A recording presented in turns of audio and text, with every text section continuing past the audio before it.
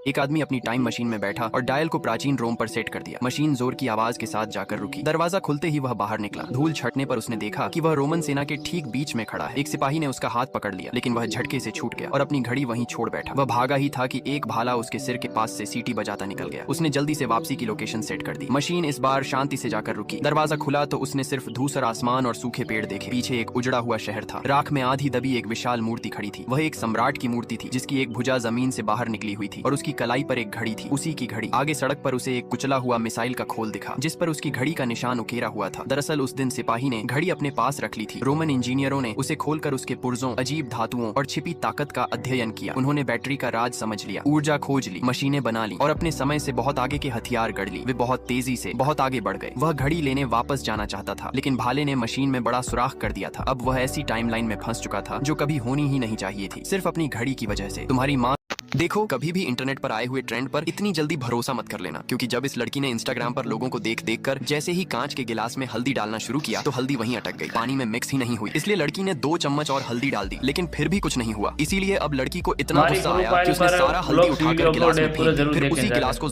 ये लड़की रो रही थी, लेकिन उसकी आंखों से आंसू की जगह छोटे छोटे पत्थर गिर रहे थे। घर वाले घबरा कर उसे हॉस्पिटल ले गए। डॉक्टरों ने देखा सच में पत्थर टपक रहे थे। उन्होंने टेस्ट वेस्ट सब किया, पर कोई बीमारी या वजह नहीं मिली। रिपोर्ट्स में सब नॉर्मल था, लेकिन पत्थर कहां से आ रहे थे ये आज तक कोई